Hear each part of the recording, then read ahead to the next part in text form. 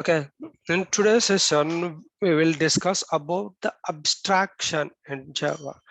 Abstraction is one of the Java OOPS concepts, as we are discussing every day the concepts, right? This is one of the concept in OOPS. What actually abstraction? It's a meaning, means it is abstraction is nothing but it is a process of hiding the actual implementation details from the end user's perspective, and it shows only the functionality to the user, which means in simple terms the definition of abstraction says that it refers to the act of representing essential features without including background details, which means that, see, if you want to work on the system, what you are expecting is what it shows to the end user, but it does not show the how it is working to the end user, which means you could see that what it is, but how it is you cannot see that, which means it is hiding the implementation details from the end user. It just show only the functionality, which means what it mean to be, that's all, but how it meant to be is not, right? For example, you take any a car, any vehicle, right?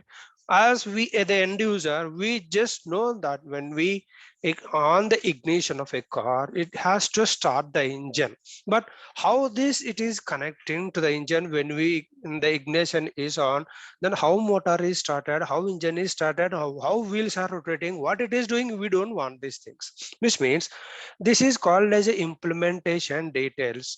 And the functionalities means what, how it is going to function when we start the ignition, the engine has to be started, that's what the our functionality, that's what the end user expected. But how it is connected, how from there, and how it is connected to the engine, once the engine is start, then there is a engine wheel that is rotating and some other thing doing, that we don't want those implementation details. The same, right? We have a number of functionalities in the car. When you press the clutch, right, then only it is allowing you to shift your gear. But why this dependency of clutching the car and shifting car, how this is dependent inside, that you don't want that one. What's your expected, what is our expected, our functionality is such a way, when we press the clutch, it should allow to shift the gear. That's all. Once you shift the gear after releasing the clutch, and slowly the vehicle has to be moved and go on up on shifting the gear to higher gears. The vehicle keeps running in higher speeds depending on the accelerator. So there's many things are there.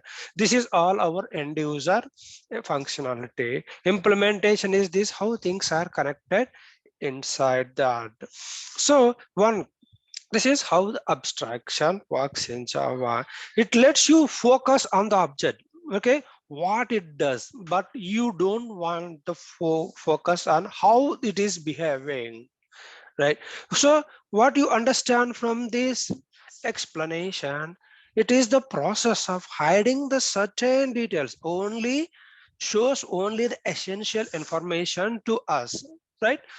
As we discussed, they just now have explained that what it is showing, it just show only what we can do on that, but we cannot see how it does inside, right? So I told you that vehicle or any, if you take any ATM also, as you insert your card in the card slot, right, it expects you to enter input, right? Like saving accounts and so on, so on, then enter your PIN and enter the amount withdrawal, the type of transaction, so on, right? What depend on the user input, right? You just want to know what you can do with that ATM system. If you don't want that, how it is calculating, how did that you that logic, that implementation, you no need to worry that, right? So you are clear what is the abstraction. It is simple terms, you can say it hides the actual implementation and shows only the information, essential means required information to the end user, what end user has to perform on this, but how it does work internally, it will not show you. So it is hiding the details from us. So in Java, there are two ways to achieve this abstraction. What is that? Number one is abstract class, and second is interface. As we could see, this abstract class, I said this 0 to 100%. But what it means 0 to 100%, sir? I said that, see, this abstract class can be complete abstraction or incomplete, partially or none, which means that you can have both the abstract methods as well as right implementation methods. Right, that we will discuss in detail right later on. Now this interface, it is 100% abstract class. It does not have any method implementation inside it. That's why we call it as a 100%. Now let's start the abstract class first. Now, okay, let's start with the interface, then go with the abstract class.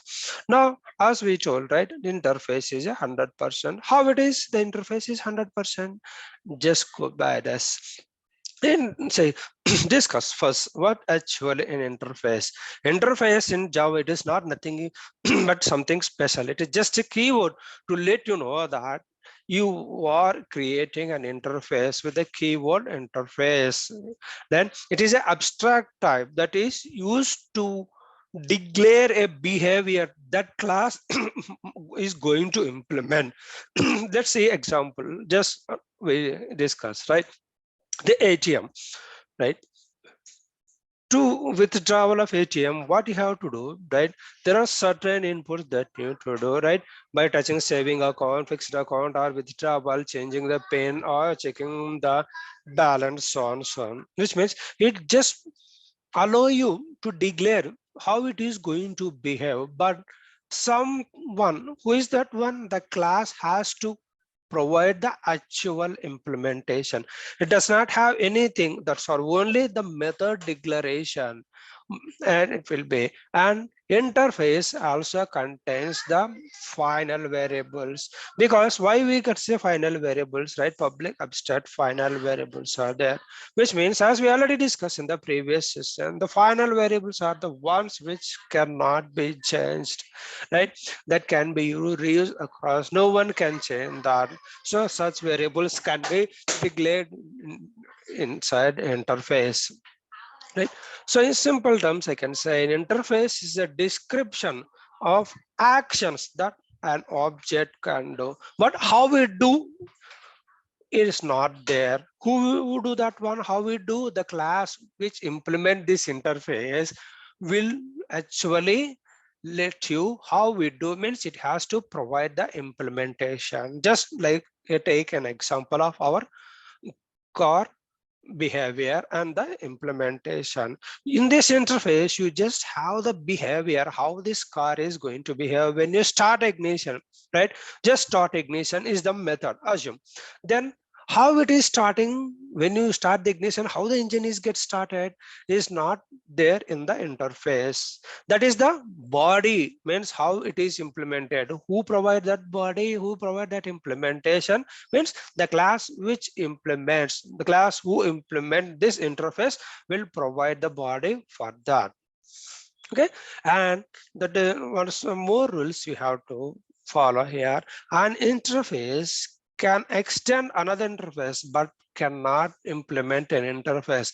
Implementing an interface is nothing but we are going to provide a body. As we are talking about, the definition of interface is that it contains only pure abstract methods. Okay, that is why we can say it cannot be implement any interfaces. Okay, it just only extend. How we do, right? Then we will see during hands-on. Extending of interfaces means what? Then let's assume that you have interface one. Okay, there you have some common methods, right? Let's start. Starting of engine, right? Start of engine is there, but there are one more interface. Starting of engine can be in two ways. Some vehicles have the option to press the button. Some other vehicles said to press to start with the ignition. Right? The start of engine is two ways. In start engine is the one common method. That way you can have only one interface. When the two interface come, if you have a common behavior, common functionality, means common methods, right? Then you put all these, right, in one interface, then you can extend that interface to acquire those things that we see that during hands-on. Okay, to avoid this confusion, no confuse that. So a class can implement interface. A class cannot extend interface. Okay, class always implements. Implementing means providing the implementation details to the one that it is implementing. Means that why we say it has to implement the interface to provide the details, that behavior, how it does. Okay, and by default interface should be public or abstract. We cannot have other than this access modifiers. Another rule is that we cannot create an object to the interface. Why we cannot create an object to the interface is the question comes that in interview also. Why we cannot create an object to the interface is interface is completely 100% abstract class. So you don't have any implementation, right, in the interface. What is the point of creating an object if you don't have an implementation in your interface? That is the reason, right? Interface cannot have an object creation. We never ever have create an object. If there is no object creation means then there is no constructor, obviously, right? Object creation is nothing but we will have a constructor, right? Either explicitly or implicitly, we never have a constructor to the interfaces. That is the, and inside interface, the methods which you declared are by default public abstract. Means this is 100% abstract, right? That is the reason is all the methods by default are public abstract. If you don't declare with the keyword as public abstract, right, then by default the compiler will assign public abstract. Why public? Because if you don't say public, right, the methods will not be accessible to the outside of the world, outside of your packages, because some class has to implement these interface methods. That's the reason we can say public is the access modifier, which will let you allow to implement all these public methods. And what is an abstract class? We can say abstract is nothing but it is just a method declaration. It does not have any implementation. That how it looks we see in the during hands-on. Now look at this, the syntax, how it looks. This public interface, let's say consumer one interface, it looks like this. Now okay, this is all about the interface. Once again we recap all these rules. An interface in Java, it is abstract type that is used to declare the behavior which the class is going to implement. We cannot have method implementation in the interface. We cannot have object creation for the interface. Then there is no constructor also. By default, all the methods in interface are public abstract. We can have final variables in the interfaces, and interface can extend another interfaces, one or more, no matter, but it cannot implement the interfaces, right? Now let's see that next abstract type is abstract class. What is this abstract class? Abstract class, again, it is 0 to 100% depending on our use case, but it never be 100% abstract class, because it can be, we can change it as a 100% abstract class, but that doesn't make sense. That if you go with 100%, if you want to go with the 100% abstraction, right, it is always better to use interface also 100% abstract class.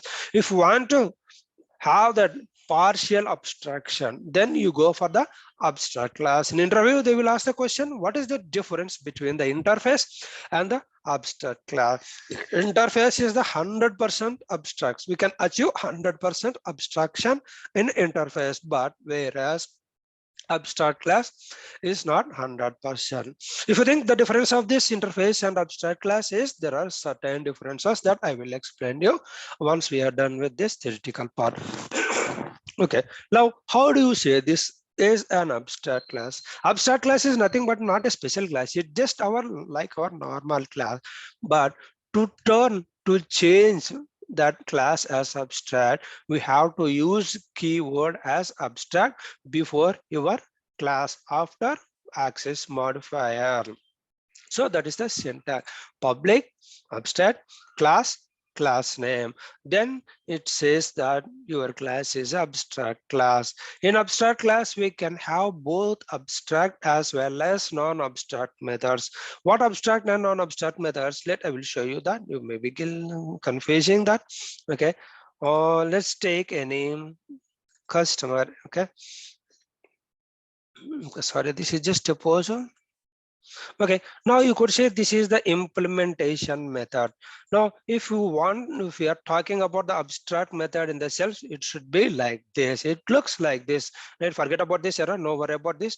This is called it as an abstract method. Concrete method means which does not have any implementation. So such methods we call it as a abstract methods, means we don't have implementation details provided. Then we call it as abstraction. Non-abstract method is nothing but these are called as non. This, the way it shows like this, means if you have a method implementation, means if you have a implementation in your method body, right, then we call it as a non-abstract methods. Now abstract methods are nothing but it does not have any method implementation for your method body. So it looks like this, right, terminated with the semicolon. If it is a non-abstract means then it has the method implementation provided. So that is the difference of abstract and non-abstract method. And one thing which is that abstract class also it is incomplete class, right? It is not complete abstraction, but it is a incomplete abstraction. That is the reason we cannot create an object to abstract class also. Why you cannot create an object to abstract class? The question comes, this is also a class. Yes, of course, this is a class, but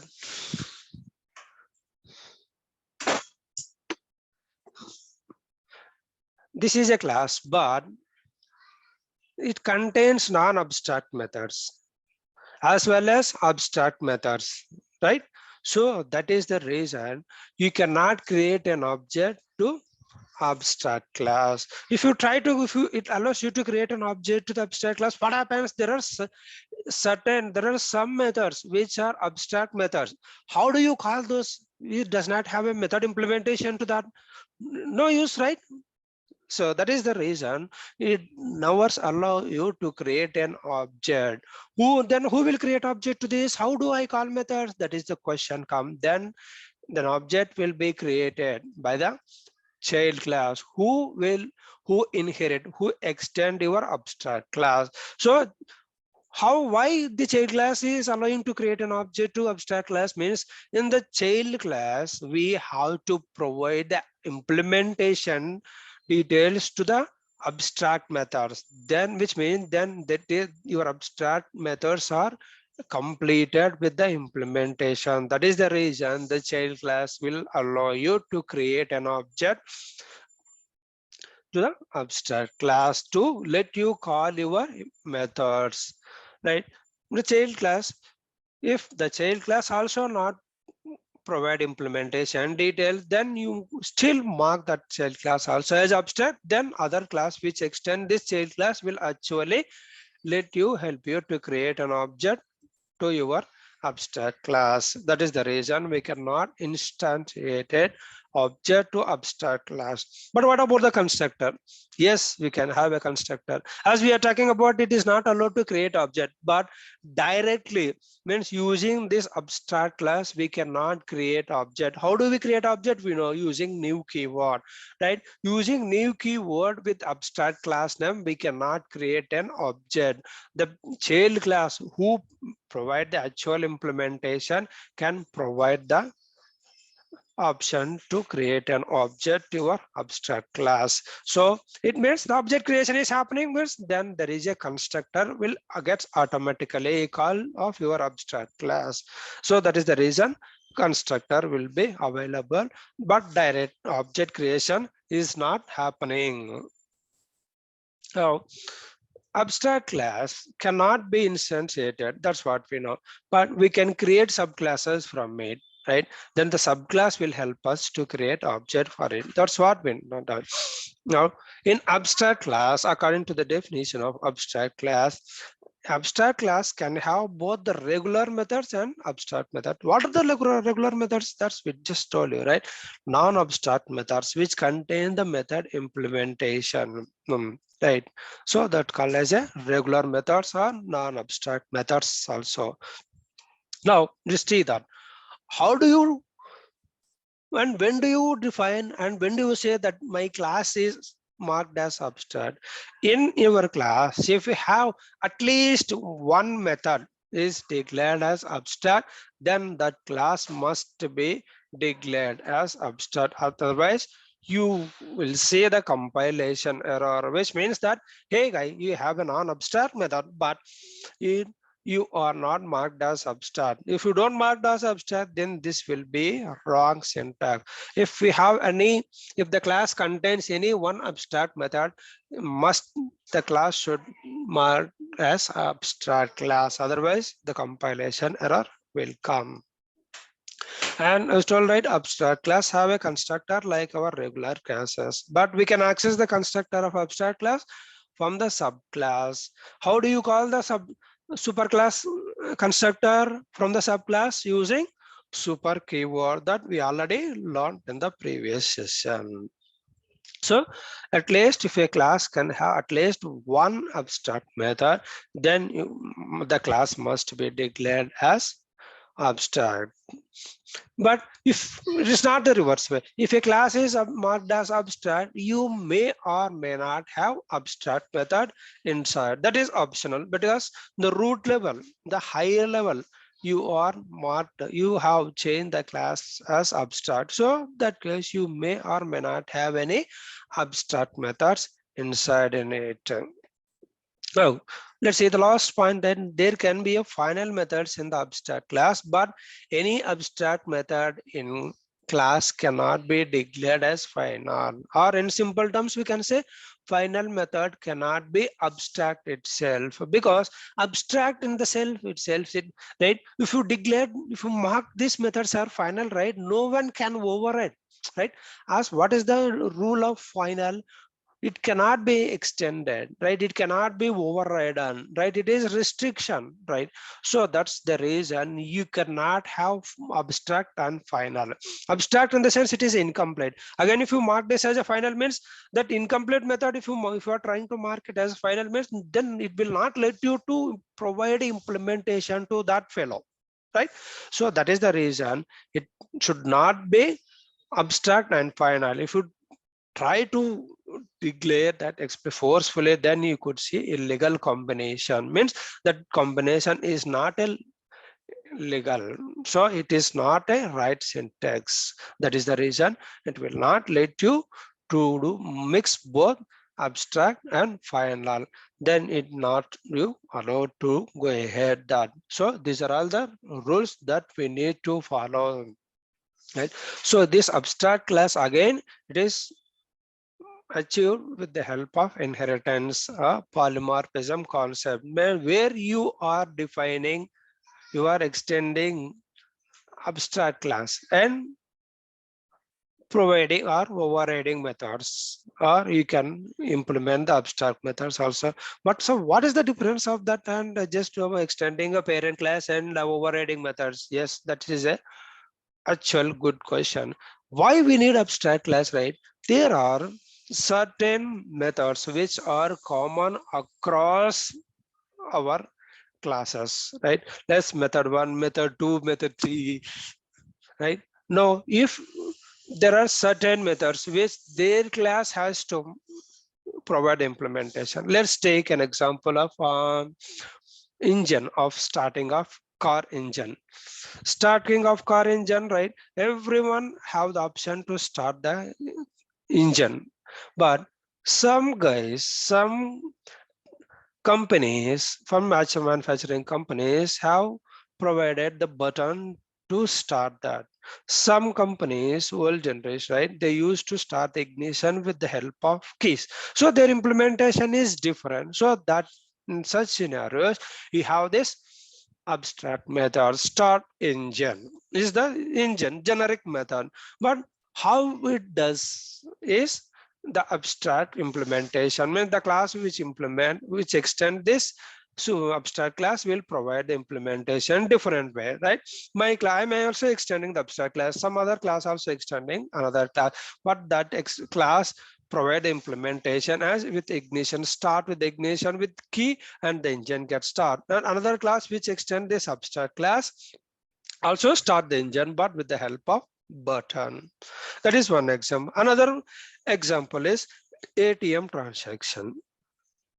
You see that if you go to ATM, there are same number of options, but some ATMs you could see only touch screens. Some ATMs have buttons. Some ATMs have touch screens as well as buttons, which means the functionality, the methods are same, but the implementation is same, but they have two different flexible options. So in that case, you can have these abstract methods where there are certain behavior is common. For example, once you enter the input, what it do depend on the amount on the depend on the transaction. You have to choose it, process your transaction. All those are same, right? Calculation of this amount withdrawal with the available funds. Suppose if you draw 1,000 from 10,000, then the calculation logic to update the balance, it remains same for all the ATMs irrespective of this functionality. Means it takes the input, the amount, the input, it subtract from the actual available balance, then it update the